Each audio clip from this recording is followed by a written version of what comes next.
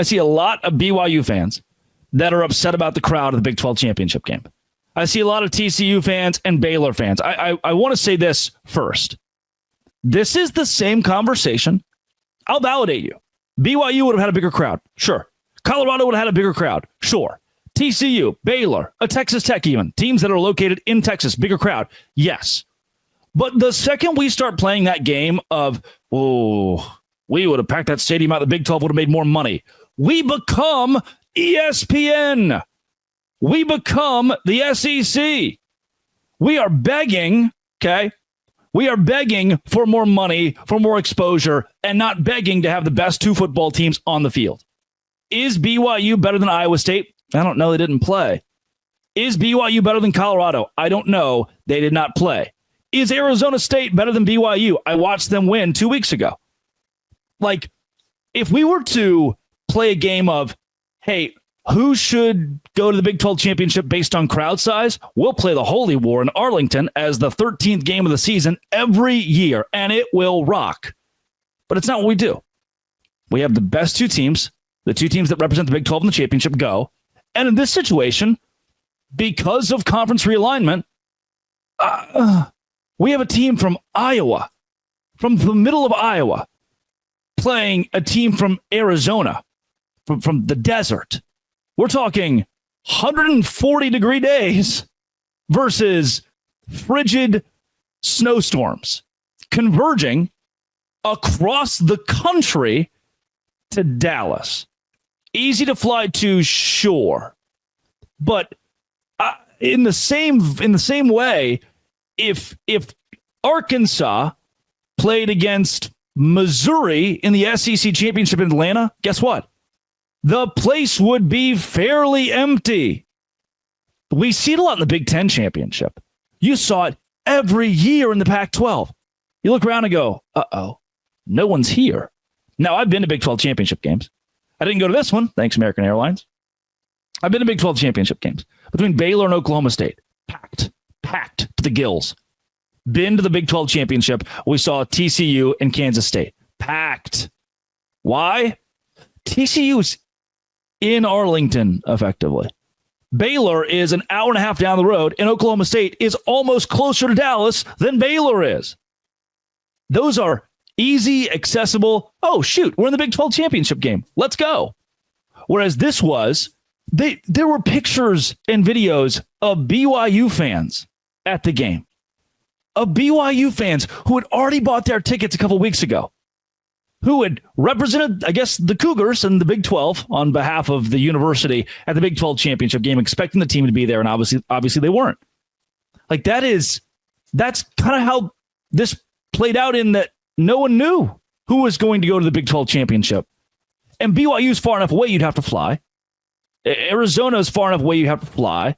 Iowa, you're going to have to probably fly, or they bust some students in. And the point is, on short notice, this wasn't, hey, 3 weeks ago you punched your ticket, start planning. This was on short notice. We need everybody to get here stat.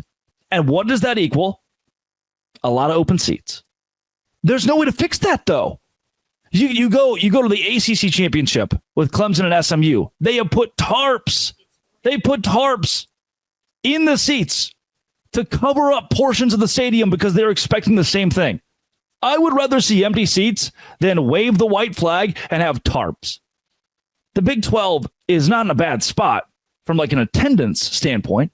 This is just kind of how things go. Can I be honest with you? I think the conference, in its push to be more young, hip, to market itself better, stop having washed artists do a halftime show that is completely unnecessary.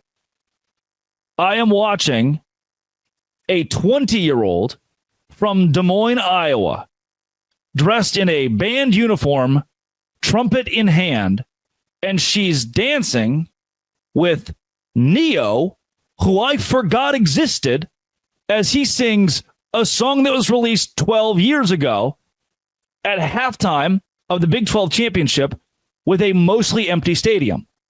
Why is the stadium mostly empty at that point? Because it's halftime. It is when I go pee. It is when I get my concessions. It is when I regroup because it is halftime. That's what the intermission is for. And Neo dancing with some band kids from Iowa is not going to keep me in my seat. It's not going to make me buy a ticket to the Big 12 championship. It is a completely unrelated piece to what the Big 12 championship should be. This is not a circus. We don't have to bring in these artists that were cool 15, 20 years ago. It's not adding anything. It's taking away from major college football, deciding who's going to the college football playoff that is being played on the field. It's like if I was to go to church, okay? I decided that on Sunday, I'm going to go to church. And today is bounce house day at church. What? Yeah, the adults are going to have bounce houses in the sanctuary. And in the middle of the sermon, as the preacher preaches, you get to jump on a bounce house. Cool, right?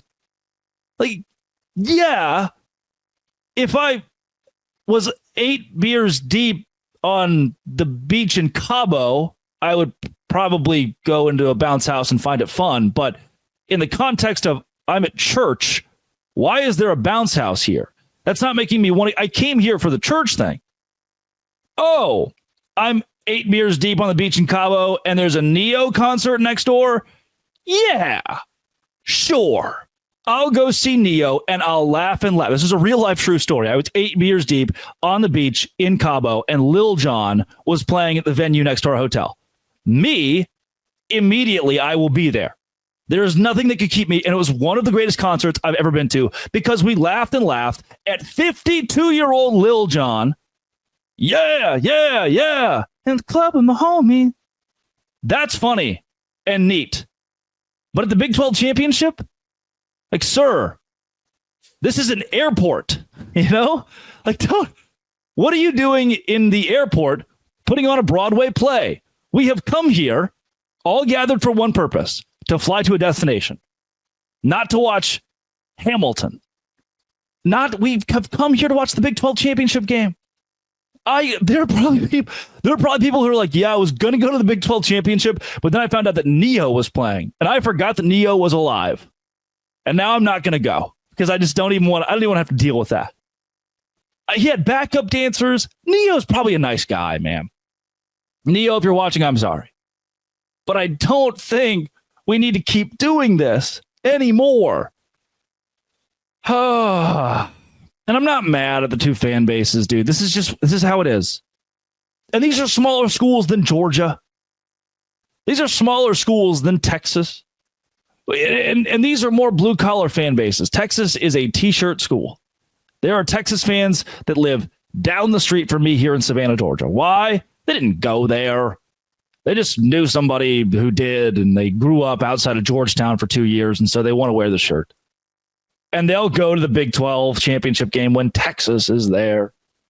You know, or now they're in the SEC. They'll go to Atlanta because Atlanta's close. They're a t-shirt school. They got people everywhere. Iowa State doesn't. They're the opposite of a t-shirt. I bought a hoodie there last week. It was $90. You got to be a fan of that stuff to pay $90 for it. Go to the Walmart in Temple, and they have UT shirts for $9. Makes it pretty easy. I don't think it's a bad display for the Big 12. I don't think it's a bad display for those two fan bases. It's just the way the crowd was on Saturday because, no, but what are you going to do, dog? They're from hundreds of miles away on short. They didn't know they're going to be here until the wee hours of Sunday morning. They found out, oh, we're going to the Big 12 championship game. Cool. Oh, flights are, I looked at flights. Thanks, American Airlines. I was supposed to go. $900. It's not easy to make happen. Don't be mean to them. If you're mean to people about the crowd size, they're only going to want to show up less. Would BYU and Colorado have sold the place out? Yeah, probably. But we can't pick a Big 12 champion based on who would sell the game out. If we did, we'd just be the College Football Playoff Committee. This is what they're going to do. Selection show. I'll do a show about that. Got a real good idea. It's not going to go well for us. Shocking. This has been and always will be Locked On. Thanks for making it your first listen every single day. Dose Grande.